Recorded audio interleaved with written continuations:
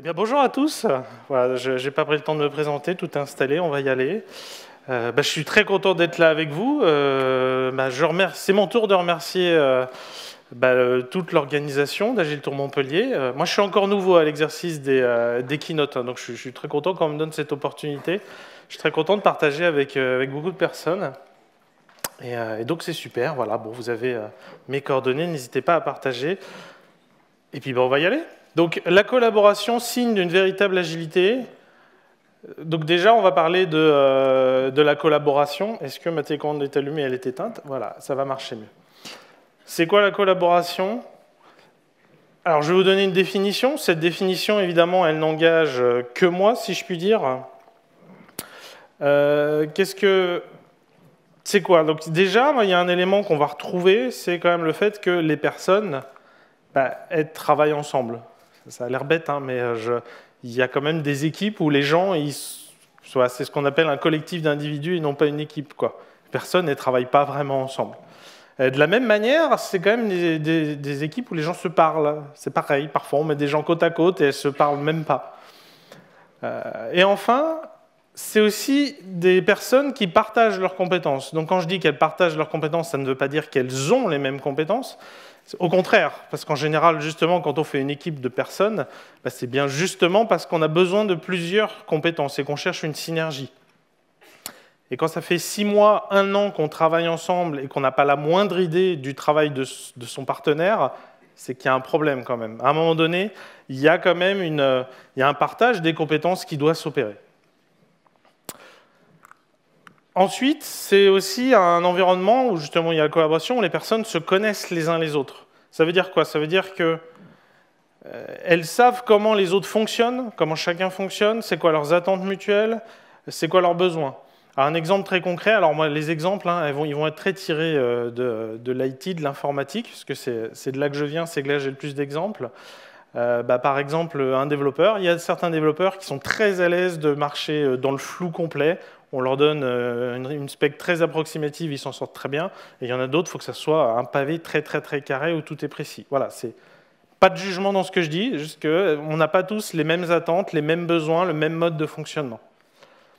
Et finalement, ces personnes-là, elles partagent forcément leur mode de fonctionnement entre elles. C'est ce qui fait qu'elles arrivent à se connaître. Alors j'ai parlé de la collaboration comme signe d'une véritable agilité, donc maintenant on va parler de l'agilité. Donc ça, voilà, ça représente une équipe agile, vous voyez, il y a 5 bonhommes, et c'est entouré avec agile. C'est quoi du coup une équipe agile? C'est quoi un peu les caractéristiques? Encore une fois, ça n'engage que moi. Déjà, c'est une équipe qui délivre. Voilà, s'il n'y a rien qui sort de cette équipe, on ne peut pas appeler ça une équipe agile. Qu'est-ce qui sort de cette équipe? En permanence, son focus, il est autour de la valeur, ce qu'elle produit. C'est pas justement ce qui compte, c'est pas des heures qu'on a mis dans le travail. C'est vraiment, il y a quelque chose qui en sort, de la valeur, un produit, une expérience utilisateur, il y a du concret. Et ça, on va le retrouver dans tout le focus, dans tous les événements, les moments où l'équipe se retrouve, les échanges qu'elle a. À chaque fois, c'est ça qui compte. Mais pourquoi on le fait? Qu'est-ce qu'on construit? C'est quoi la valeur de ce qu'on fait?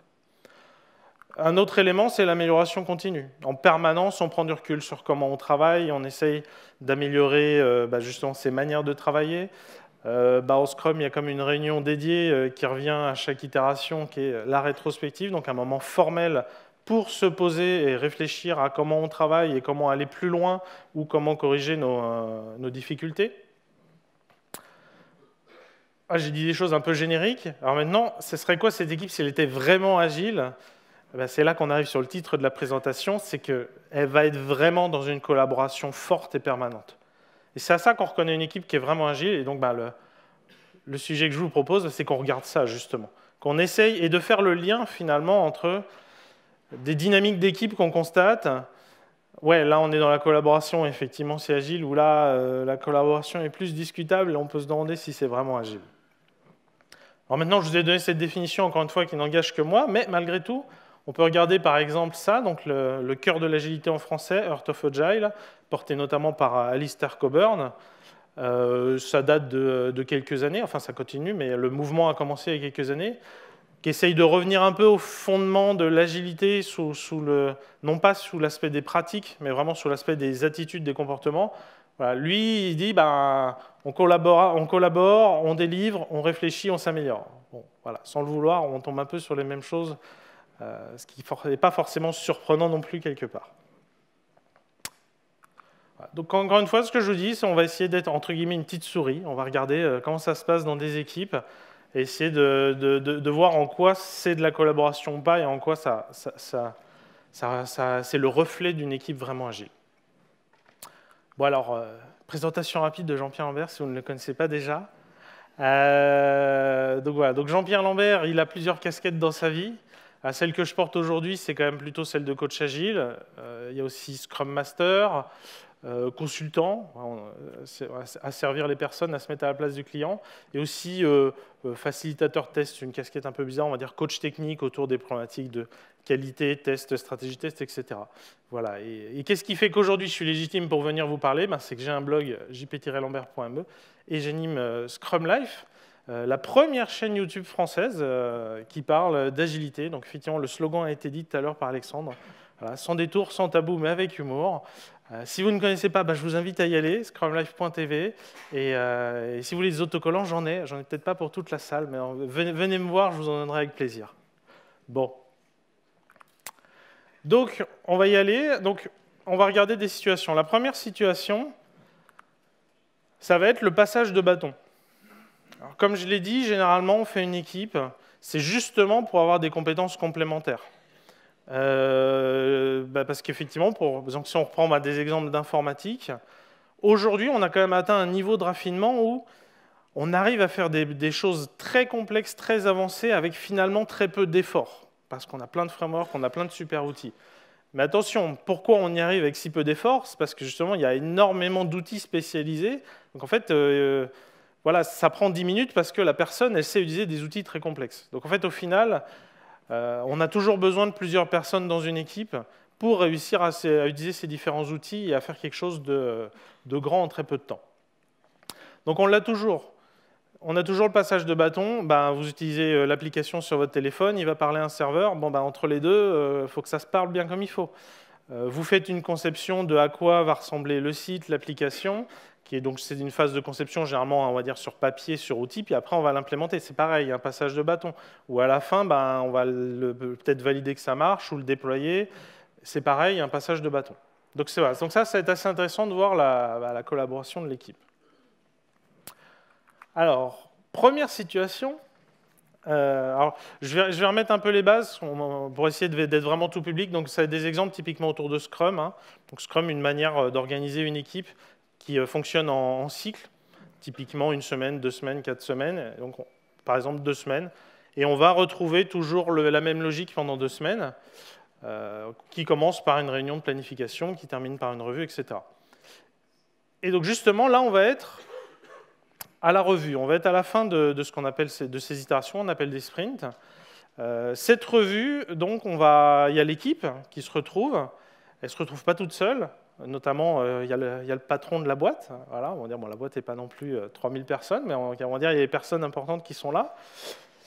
Et ils n'ont pas grand-chose à montrer. Voilà, ils sont même un petit peu penauds. On y était presque, quoi.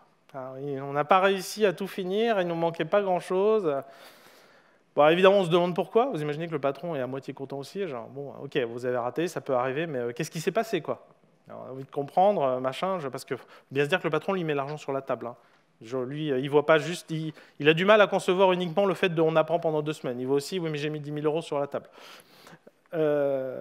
Donc, du coup, il y a un échange qui arrive entre deux des développeurs qui explique, on était... effectivement, il y avait une tâche à finir. En milieu du sprint, moi j'avais fait ma partie, et puis Tom, il n'a pas fait la revue. Il doit le prendre, il n'a pas fait la revue pour vérifier que tout était bon. Et puis c'est hier, la veille de la démo, qu'on s'est rendu compte que le truc, il était toujours en plan, quoi. Et donc Tom, il justifie à son tour, mais j'ai pas eu le temps, c'était hier, moi j'ai eu une journée, le temps de le relire, de vérifier que tout marchait, de le déployer, etc. C'était trop juste, on n'a pas pu finir, quoi. Vous imaginez que le patron, lui, il tilte, genre, non mais c'était fait il y a 1 semaine, pourquoi c'est hier que tu as fait la revue, quoi? Et donc, le premier développeur, il explique, ouais, parce que moi, franchement, j'ai mis à jour le ticket Jira, quoi. Donc, je ne sais pas ce qu'il a fait, franchement, c'était à jour. Voilà. Donc si vous ne connaissez pas Jira, c'est un outil pour gérer les tickets, etc. Bon, c'est pas terrible là, comme collaboration, typiquement. Voilà, j'ai mis à jour l'outil et mon collègue, il ne l'a pas pris. Qu'est-ce qu'il fait, quoi? Donc on va la rejouer un peu différemment. Donc cette fois, on va se mettre plutôt vers le milieu de l'itération. Donc en Scrum, chaque jour, on a une réunion quotidienne pour se tenir à jour et aussi pour s'assurer qu'on suit le plan et que si le plan ne sert plus à rien, pouvoir changer le plan, pouvoir réagir. Donc là, justement, on est vers le milieu de l'itération. Et le développeur annonce ce qu'il a. Donc j'ai terminé ce développement.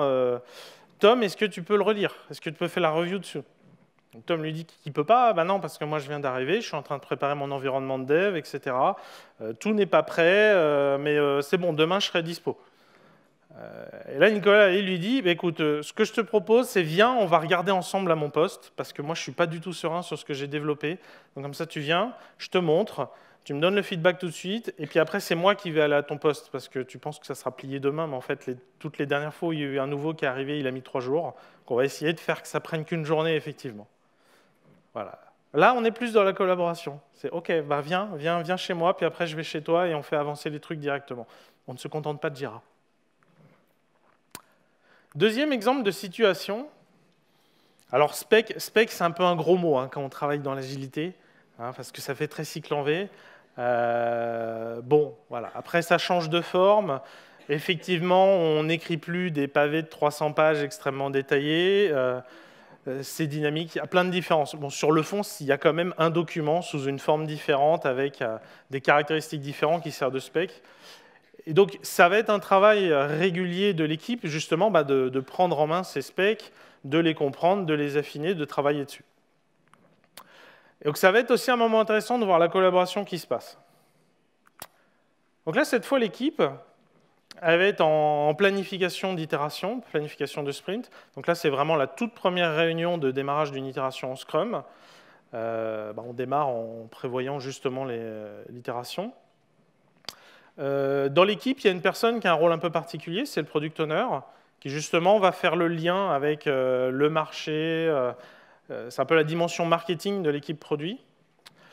Et donc, généralement, il y a effectivement une relation pendant cette planification de sprint où c'est quand même beaucoup lui qui amène les besoins, les spécifications, et l'équipe en prend connaissance et s'engage dessus en fonction de ce qu'elle pense être possible. Et cette équipe, elle applique une checklist. Alors généralement, on appelle ça le definition of ready. Voilà, c'est pour dire si ton truc il est nickel, on peut le prendre, on bosse dessus. Sinon, on ne le prend pas. Ce qui est souvent une approche assez saine, parce qu'en fait, généralement, quand on prend quelque chose qui est pas prêt, quoi que ça veuille dire pour cette équipe, mais on va dire qu'il n'y a pas le niveau de maturité nécessaire, généralement, le sprint finit mal. Voilà, on se rend compte qu'on avait besoin de choses, on ne les a pas, on est très optimiste, ils n'arrivent pas, et le sprint finit mal. Donc c'est très bien. L'équipe est extrêmement rigoureuse avec ça. Elle dit, OK, il y a ce sujet-là qui arrive, on regarde si c'est ready ou pas. Et donc, il y a une préparation régulière des sujets, et là, le product owner, il arrive avec un sujet qui n'a pas été préparé. Ce n'est pas de son fait. Justement, on a fait la revue du sprint précédent, et là, ça a donné des idées, il y a des nouvelles choses qui arrivent, le marché a bougé, donc là, c'est vraiment une nouvelle chose qui arrive, qui sort de nulle part, presque. Et clairement, de tout ce qu'il y a à faire, c'est ce qui va apporter le plus de valeur. Donc ça serait génial de le prendre là, et pas de se dire « Ouais, mais il faut le préparer, c'est dans 2 semaines, on verra. » Et là, l'équipe, elle regarde le truc, et elle lui dit clairement « Non, mais ton truc, il n'est pas prêt. C'est bon, retourne à ta niche, va bosser ta spec. » Voilà. Donc là, cette definition of ready a un effet un peu négatif, du coup. Pas très collaboration. À quoi ça pourrait ressembler plutôt? Donc là, ça va être le même moment, planification du sprint, l'équipe se retrouve, pareil, un nouveau sujet qui arrive, qui est important, qui va apporter beaucoup de valeur. Le product owner l'arrive, il est au courant de ces histoires de definition of ready, il ne le découvre pas. Donc effectivement, l'équipe est très rigoureuse, elle n'accepte pas de travailler dessus. Par contre, plutôt que de dire « ton truc il n'est pas prêt, débrouille-toi », elle lui dit « bon écoute, viens, on se pose tous 30 minutes, on travaille dessus, on la rend ready, et après on reprend le sprint planning avec cette story qui maintenant est prête. » C'est-à-dire que du coup, ce n'est plus juste une checklist qui interdit les choses, c'est plus un process bête et méchant, ça devient une invitation à la collaboration. Effectivement, le truc, on ne peut pas le prendre, sinon le sprint il va mal se finir, ce ne sera pas beau à voir. Par contre, on peut aussi trouver des manières de travailler ensemble pour que ça fasse. Et ça marche vraiment bien parce que en fait, le product owner, il a une composante très importante dans l'équipe sur le métier, sur le marché, etc. Mais il ne sait pas tout sur tout. Par définition, ce n'est pas un super-héros. On en revient sur pourquoi on crée une équipe, c'est pour avoir des gens qui ont des compétences complémentaires. Donc en fait, quand on lui dit « va bosser cet aspect », il va peut-être passer l'après-midi dessus et il fera un truc un peu moyen. Alors qu'en fait, 30 minutes toute l'équipe, le truc, il est vraiment nickel, en fait. Donc, il y a vraiment une dynamique. En filigrane, il y a cette notion aussi d'intelligence collective, c'est justement, on met ces personnes ensemble, et là, elles arrivent à avoir une vision complète des sujets très rapidement. Un autre sujet passionnant à regarder, c'est le test, parce que bon, le test, ça fait chier tout le monde. Personne n'a envie de le faire.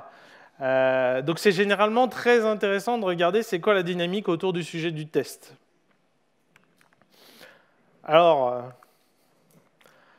cette première situation, on va être sur une équipe qui suit un flot de travail bien rodé, un peu à l'ancienne. Voilà, il y a des étapes claires. Hein. On a la conception, on a le développement, on fait la revue, on le valide, on le teste, on le déploie, etc. Et pourquoi pas, si ça marche pour elle, très bien. Et non seulement elle a ce workflow détaillé, et en plus, elle a des personnes assignées à chaque. Effectivement, le développeur il développe, le testeur il teste, le designer il design, et ainsi de suite. Et encore une fois, pourquoi pas, si ça marche et que c'est fluide. Et là, qu'est-ce qui va se passer? Donc, on va être à quelques jours, on va dire milieu de l'itération, deuxième moitié de l'itération. Et qu'est-ce qu'on voit? C'est que donc dans le board de suivi de l'équipe, hein, elle visualise son travail. Bah, globalement, le développement, il dépile bien, et puis la colonne test, elle est en train de s'empiler. Donc, éventuellement, donc, le Scrum Master, qui a un autre rôle spécifique en Scrum, qui est plus là pour faciliter, animer, accompagner l'équipe à devenir auto-organisée. Si jamais l'équipe d'elle-même ne se pose pas la question de qu'est-ce qu'on fait face à ça, bah, lui, il le pointe du doigt. Vous avez vu qu'il y a tout qui se cumule dans le test. Et donc, je veux dire, si on continue comme ça, le sprint, on sait déjà qu'il sera un échec. Est-ce qu'on fait quelque chose? Qu'est-ce qu'on peut faire? Alors là, forcément, le testeur prend la parole. Il explique, bah oui, mais moi, j'ai dû m'absenter, je suis tout seul. Là, vous étiez sur des sujets qui, globalement, demandaient peu de développement pour beaucoup de tests. Parfois, c'est l'inverse. Donc moi, ça s'accumule. Oui, si on continue comme ça, effectivement, je n'aurai pas tout fini. Et je ne sais pas trop quoi faire. Voilà. Bon, donc effectivement, il y a une suggestion un peu implicite qui est entendue. Donc on répond clairement, non mais moi je suis développeur, je ne suis pas testeur. Voilà. Bon. Probablement que s'il continue comme ça, le sprint, comme prévu, ce ne sera pas beau à voir à la fin. Alors, à quoi ça pourrait ressembler plutôt? Même situation, si l'équipe ne réagit pas d'elle-même, le Scrum Master pointe du doigt, le testeur explique, bah oui, voilà, j'étais pas là, des sujets qui demandaient peu de dev pour beaucoup de tests, etc. Je ne sais pas trop ce qu'on pourrait faire. Et là, on lui répond, eh ben, comment est-ce qu'on peut t'aider? Comment est-ce qu'on peut t'aider? Et là, il se passe des choses magnifiques. C'est-à-dire qu'effectivement, ils sont là, viens, on va tester ensemble, et puis je vais te montrer, voilà, les jeux de données, ils sont là, etc. Et dit autrement, ça ne sert à rien d'en rajouter encore, quoi. Ça ne sert à rien de continuer de développer alors que la colonne test elle est déjà pleine. Il faut déjà qu'on débouche le tuyau avant de continuer de remplir le tuyau.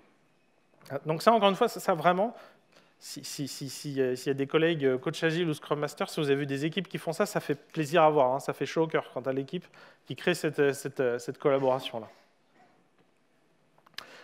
Un autre sujet qu'on pourrait regarder,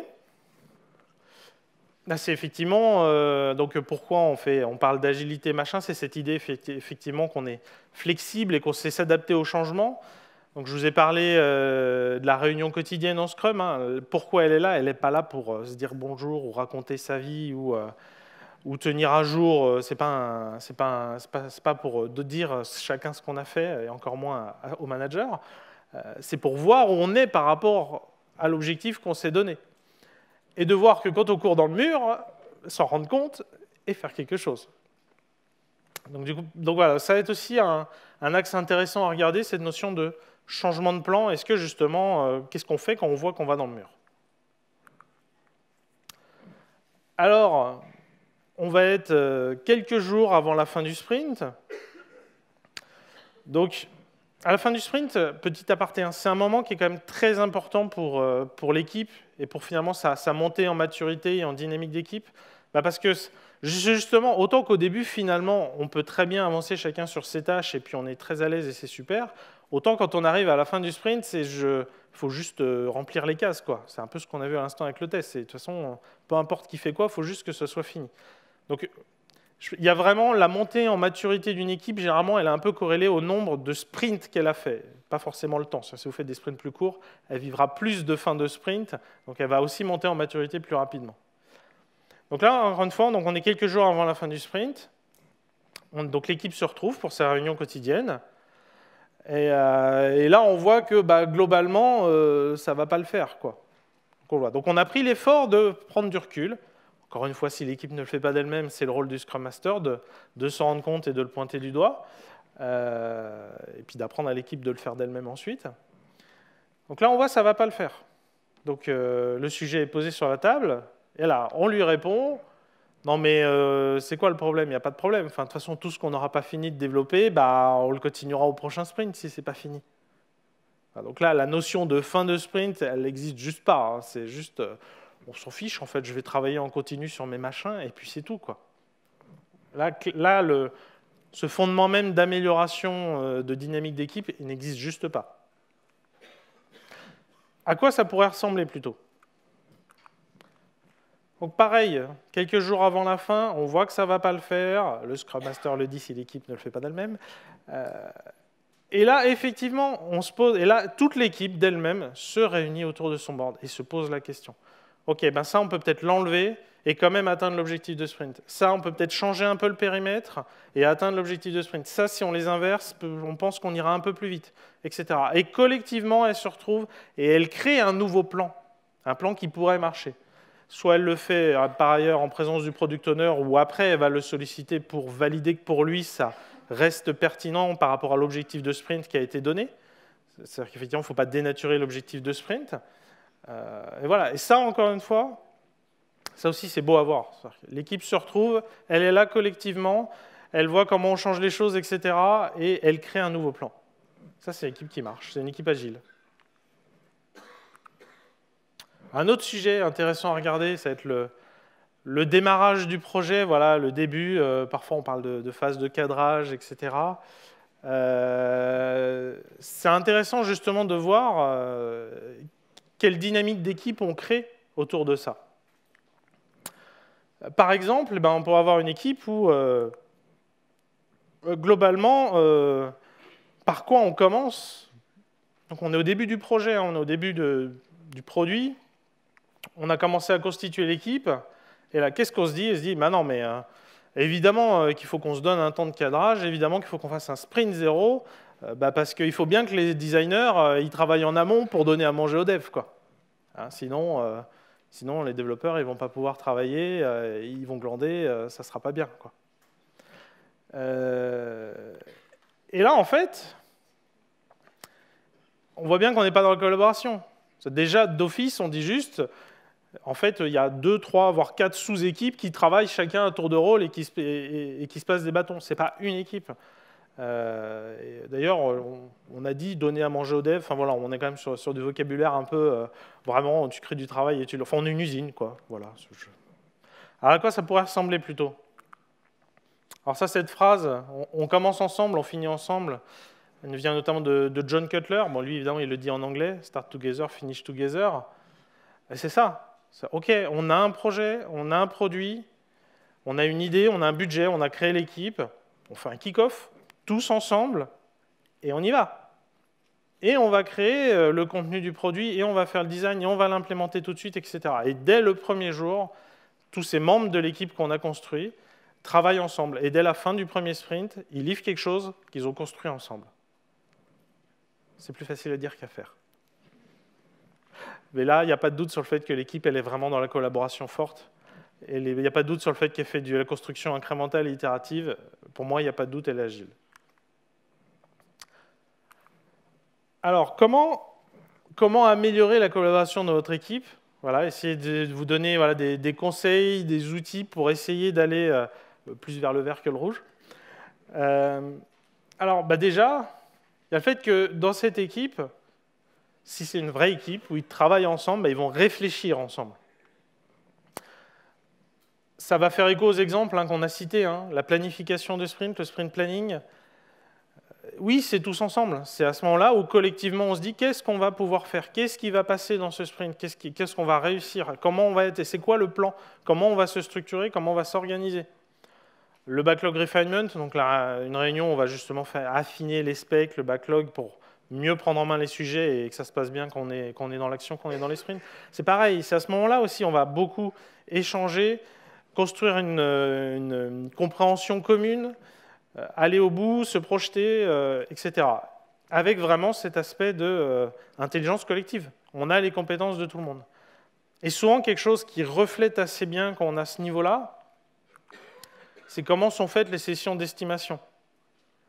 Et en fait, le moment où l'équipe pratique réellement des estimations collectives, par exemple avec le planning poker, ce qui est censé représenter le numéro, donc c'est où chacun tire une carte à tour de rôle pour éviter un certain nombre de biais intellectuels et comportementaux qu'on a. On se force tous à participer et sans être influencé par ce que votent les autres. Enfin, je veux dire, ce qui se passe assez couramment, c'est que chacun évalue sa partie, quoi. Ah bah pour le test, il y a ça, et puis pour le dev de ma partie, il y a ça, pour le dev de ma partie, il y a ça, et à la fin, on ajoute le tout. Non. Le jour où tout le monde ne sort qu'un seul chiffre et que ce chiffre représente l'ensemble du travail à faire de toute l'équipe comprise, du début jusqu'à la fin, là, vous êtes bien parti, là.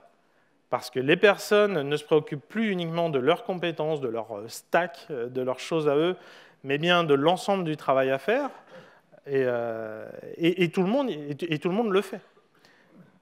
Et c'est assez fou parce que souvent, les personnes n'osent pas, ont une forme de biais. C'est genre, oh, mais moi, ça, j'y connais pas, je ne peux pas donner d'estimation. Et à côté de ça, il y a un stagiaire, il y a un alternant qui arrive, et on est à l'aise de lui dire, mais vas-y, prends une carte, n'importe laquelle, tu vas te tromper, et on va t'expliquer.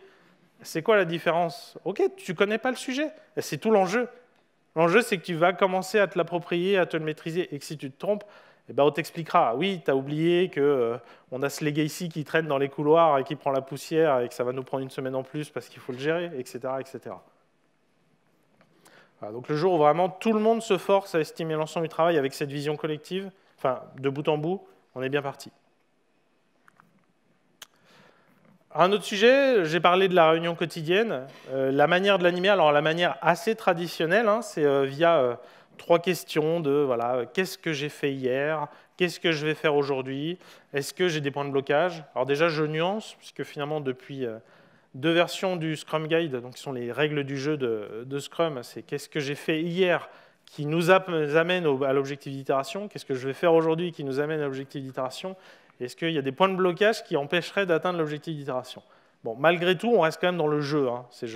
C'est qu'est-ce que j'ai fait, qu'est-ce que je vais faire, moi. Et effectivement, souvent, on voit bien, il y a le micro. Il y a même un bâton de parole et on se le passe et chacun parle à tour de rôle. Et parfois même, littéralement, on raconte sa vie. Et, parfois, sur son téléphone, on n'écoute pas ses collègues aussi. Une autre manière de faire, ça pourrait être ce qui s'appelle walk the board, ce qui est beaucoup plus courant quand on vient du Lean, quand on fait du Kanban, où justement, ce qui compte, on va dire l'élément principal, ce ne sont plus les personnes, mais ce sont les éléments de travail. Alors dit comme ça peut paraître déshumanisant, mais c'est tout l'inverse qui va se passer en fait. Parce qu'on va se concentrer sur le travail à faire, on va dépiler le board. Alors première chose à faire, la plus prioritaire, donc déjà au passage, on va rappeler à chaque fois c'est quoi les priorités. Où est-ce que ça en est? Et ça va être les mêmes questions en fait. Qu'est-ce qui a été fait depuis hier dessus? Qu'est-ce qui reste à faire? Qu'est-ce qu'on va espérer faire aujourd'hui dessus? Est-ce qu'il y a des difficultés, des points de blocage qui vont empêcher de l'atteindre? Et on les note. Et là, la dynamique, elle n'est pas du tout la même. Parce qu'en fait, tout le monde parle. Si on a travaillé à 3 sur le sujet, on va avoir une dynamique d'équipe à 3. Voilà, moi j'ai travaillé là-dessus, moi demain je fais ça, etc. Et on va prendre la parole plusieurs fois autant qu'il y a besoin pour les différents sujets. Ça nous recentre vraiment sur ce pourquoi l'équipe existe et sur la collaboration qu'elle doit avoir. C'est ces fameux éléments de travail.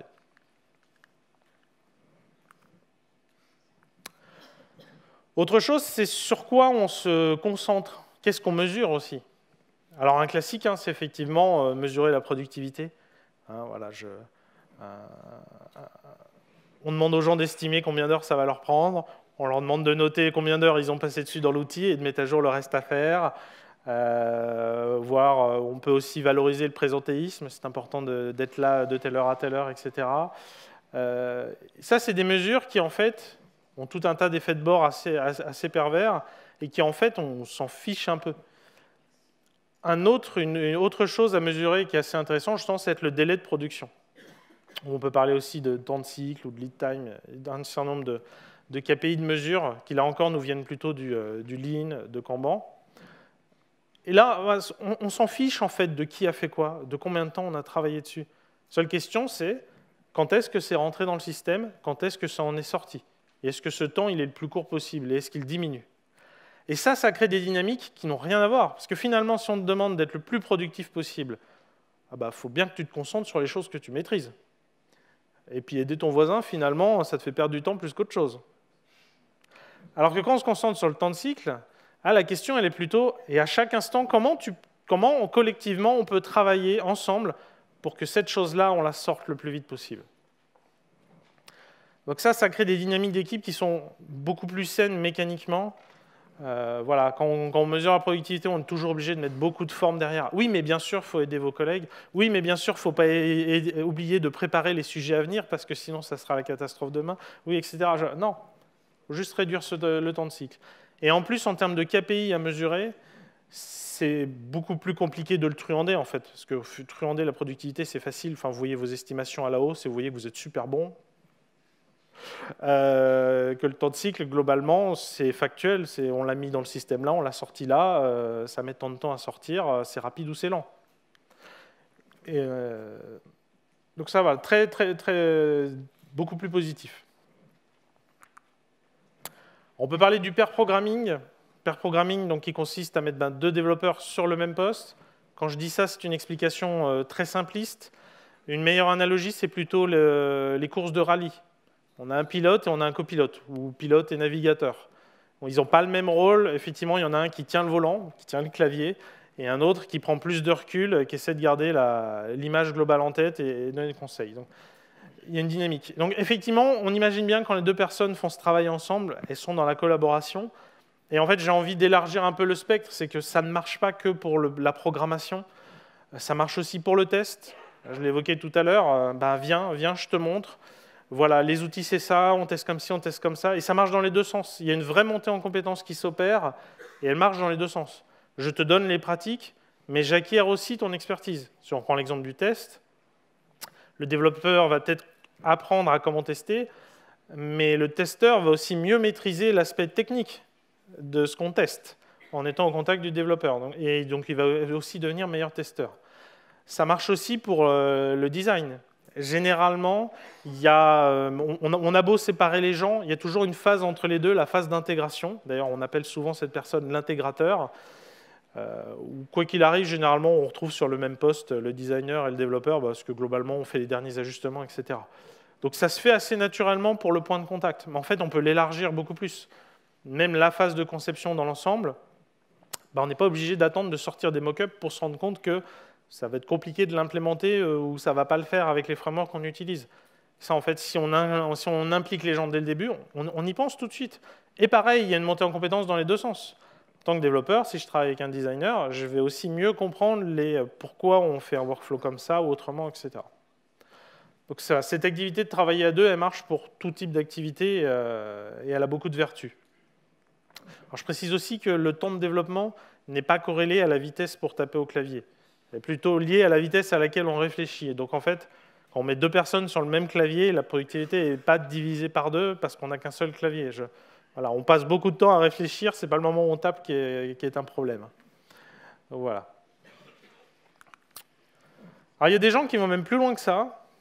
Ils prennent toute l'équipe, voilà, mob programming, mob c'est la meute, c'est genre on y va tous, etc. Et qui en sont très contents. Moi, j'ai envie de vous parler plutôt à un autre niveau, qui est le swarming, où là, c'est effectivement tout le monde qu'on met sur le sujet, mais pas forcément sur une tâche de développement, sur un sujet qu'on doit faire. Voilà, par exemple, je veux une barre de progression. Et là, toute l'équipe. Et là, ça fait écho à la notion de c'est le délai qui compte. Parce que finalement, c'est quoi la meilleure manière de réduire au maximum le délai ? On ne fait qu'une seule chose à la fois.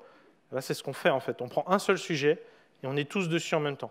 Donc ils ne seront pas tous en même temps sur le même ordinateur, Parce que justement, il y a quand même une partie qui pourra être parallélisée, mais il y a aussi une partie, typiquement vers la fin, où là, il faudra surtout rebrancher tout ensemble.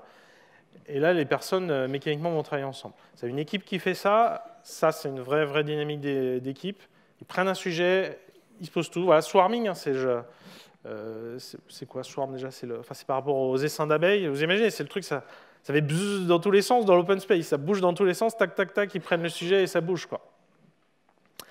Et il y a même des gens qui vont même un peu plus loin, qui disent, et ce sujet qu'il faut faire, il faut le faire en une seule journée. Du coup, ils appellent ça sprint d'un jour. Bonne ou mauvaise dénomination, on peut en débattre, puisque sprint, on n'a pas forcément qu'un seul sujet. Donc le matin, on se retrouve, on décide d'un sujet qu'on prend. Et on le fait. Et le soir, il faut qu'il soit terminé, vraiment terminé complètement, testé en prod. Évidemment, ce sujet doit apporter de la valeur. Ça, c'est quelque chose que moi j'ai déjà expérimenté, pas forcément en fonctionnement normal d'une équipe, mais ponctuellement. Ponctuellement, elle s'est dit, bon là, on se prend une journée, on se fait un sprint d'un jour. Et c'est vraiment incroyable parce que l'équipe, déjà on se rend compte que tous les biais habituels du style, justement, de passage de bâton entre le designer, l'applicatif, les serveurs, ils n'existent juste pas. On arrive tous le matin, on prend un sujet et on y va. Et la partie conception, elle se fait toute seule avec tout le monde. On a décidé du sujet, on se pose, on en discute, on fait les dessins au mur, on commence déjà à imaginer comment on va l'implémenter et on y va.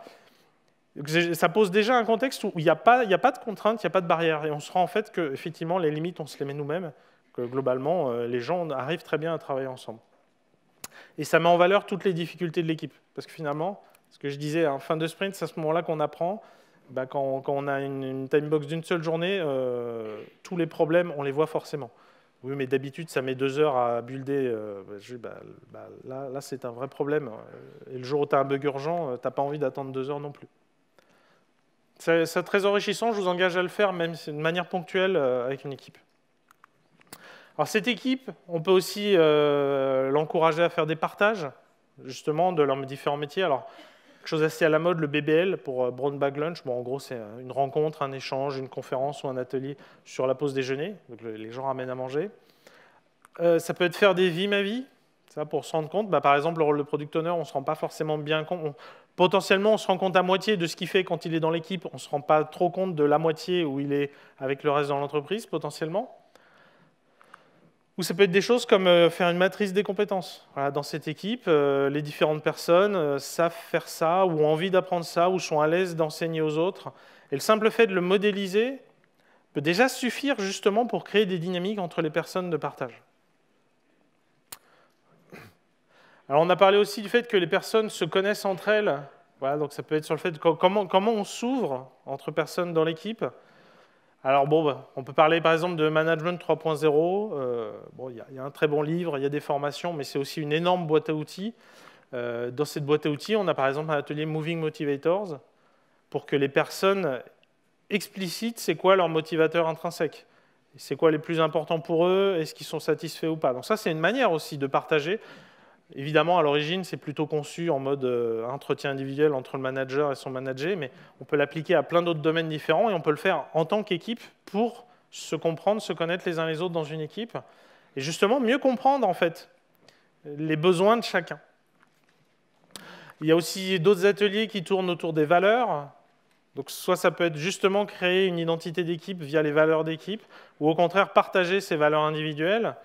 Ça peut être aussi des choses pour créer une dynamique d'équipe. Dans le même thème, on va être tout ce qui est team building. Après, moi, je ne suis pas très fan de tout ce qui est jeu sérieux, etc. Mais bien utilisé au bon moment, ça peut avoir des dynamiques assez positives. Je me permets de citer Open Serious Game, qui ont créé un mouvement qui a beaucoup d'essor sur le sujet, avec beaucoup de sujets. Et puis finalement, c'est aussi quand est-ce qu'on célèbre. Quand est-ce qu'on est super content de ce qu'on a fait et qu'on se le dit, et que le patron le dit aussi, et le client le dit, et qu'on fait la fête et qu'on le fait ensemble. Ça, c'est aussi beaucoup là. Hein. On a créé nos premières armes ensemble. Et enfonçons le clou et disons-le maintenant, on est une équipe, on a quelque chose, il se passe un truc vraiment là. Et puis on peut terminer sur, voilà, on est tous dans le même bateau. C'est le Start together, finish together. On commence ensemble, on termine ensemble. Ça veut dire quoi? Alors, déjà, ça veut dire qu'on n'a pas des objectifs individuels. Ce qui compte, c'est bien les accomplissements de l'équipe. L'équipe, elle a éventuellement un KPI à atteindre, et c'est le KPI de l'équipe. Et c'est la seule chose qui compte. On efface finalement les contributions individuelles, elles sont extrêmement importantes, mais elles sont toujours vues au travers du prisme du résultat qu'a accompli l'équipe. Et vraiment, on est orienté résultat.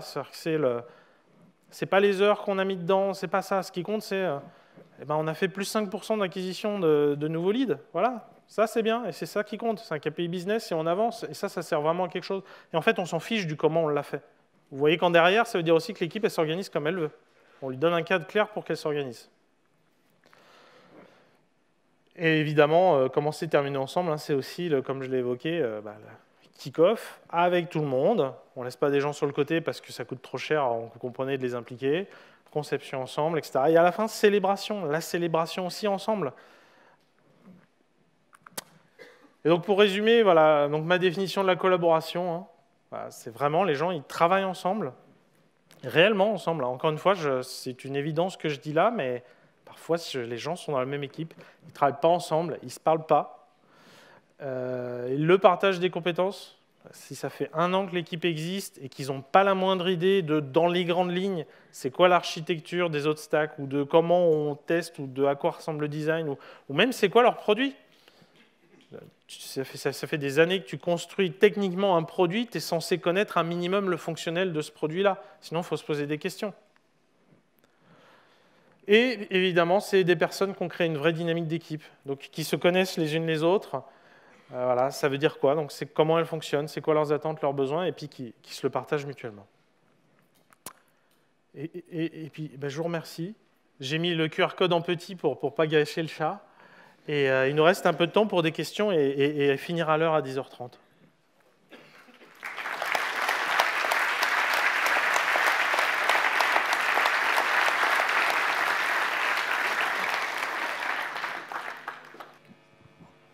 Bonjour et merci beaucoup. Si dans une équipe, on a vraiment des experts qui ne veulent pas partir vers la collaboration, comment faire pour les motiver vers la collaboration? Alors on va dire, il y a un cas extrême où vraiment c'est des personnes qui ne sont pas faites du tout pour travailler en agile, travailler en équipe. Je pense que c'est vraiment une toute petite minorité, ces personnes-là. Bon, si c'est vraiment comme ça qu'ils sont, il faut peut-être trouver autrement que du travail d'équipe pour eux. Excusez-moi. Mais encore une fois, c'est vraiment une minorité. Par contre, il y a beaucoup de personnes qui ont été traumatisées, en fait. C'est-à-dire qu'elles sont arrivées, plein de bonne humeur. Ouais, on devrait faire ça sur ce produit, ce sera génial. Puis on leur a dit, écoute, t'es gentil, t'es pas le produit, là, t'es pas le marketing, donc tu vas te calmer avec ton idée, voilà, etc. Et la personne se réfugie dans la technique. A raison. Au moins, on va pas la challenger là-dessus. C'est son truc, quoi. Et puis en plus, probablement que ça la passionne.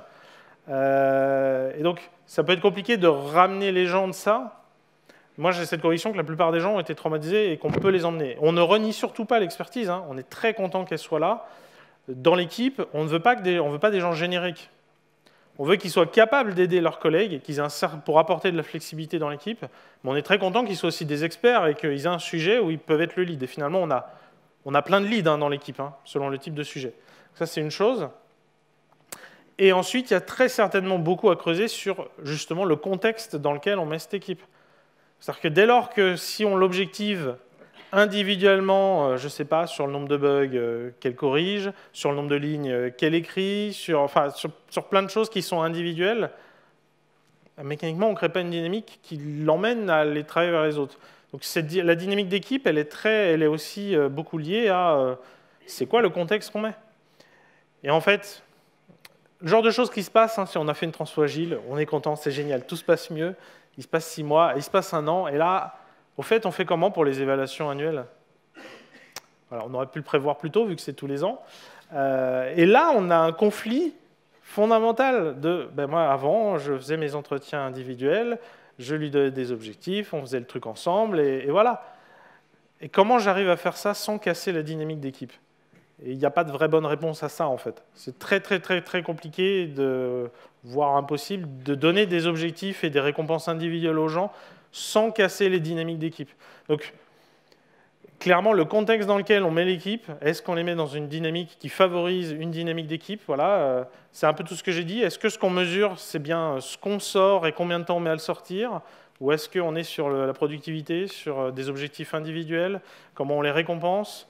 Comment on les mesure? Toutes ces choses-là, elles ont un impact. Elles créent le contexte. Finalement, la personne, elle se comporte totalement naturellement, en fait. Elle a raison.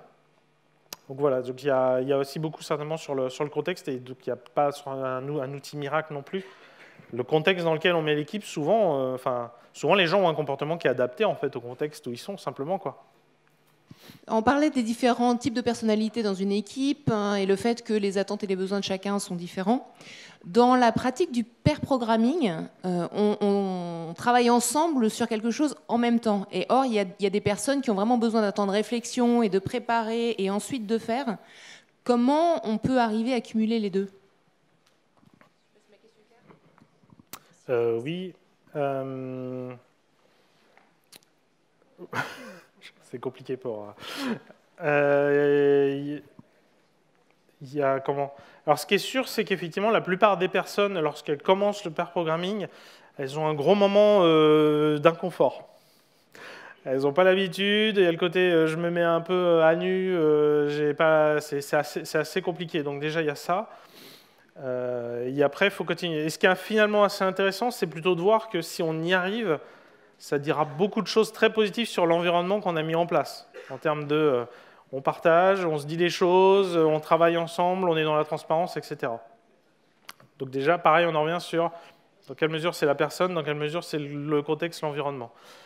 Ensuite, le pair programming, on a le droit aussi effectivement de se prendre un temps en amont. Donc pair programming, comme la plupart des bonnes pratiques de développement logiciel, elles nous viennent d'XP, d'Extreme Programming.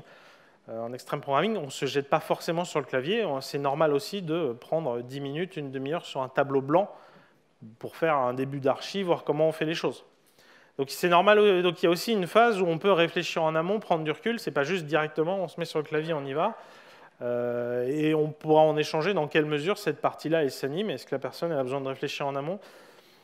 Voilà, je ne sais pas si j'ai répondu vraiment. Est-ce qu'on a le temps encore pour une question? Oui. Je ne sais pas si quelqu'un de l'orga gère le temps. Bonjour, François Mescado. Je sais que dans la salle, on est pas mal à être freelance, à être entrepreneur, etc. Et toi aussi. Et je voudrais savoir si toi, dans ton quotidien, avec ta casquette d'entrepreneur, multi-client, multi-activité, du pro, du perso, si tu utilises des bonnes pratiques agiles ou pas. On essaye. On essaye. En tout cas, le product management n'a jamais été autant concret que maintenant que je suis indépendant. Parce que finalement, c'est très facile de donner des conseils. Et c'est compliqué. Et pourtant, on leur donne tout sur un plateau et les gars, ils ne le font pas, quoi. C'est pas possible, quoi. Bon, et en fait, on se rend compte que quand on est dedans, quand on est impliqué, quand c'est son bébé, quand c'est son argent, quand c'est son avenir, on a beau avoir toutes les guidelines du monde, c'est pas si simple que ça. Et le fait de simplement réussir à ne pas se donner plus de travail que ce qu'on réussira à faire dans la journée, c'est assez compliqué. La plupart des journées sont assez frustrantes, la raison principale étant que le matin, on se dit « ce serait génial d'avoir fait tout ça ». Et donc voilà, on visualise le où on voudrait être en faisant fi à quel rythme on arrive à travailler. Donc oui, on essaye. Après, je vois plutôt comme un côté intéressant d'être vraiment de l'autre côté du miroir. Et je pense que ça fait de moi un meilleur consultant du coup. Je ne sais pas si ça répond. Eh bien, merci à vous.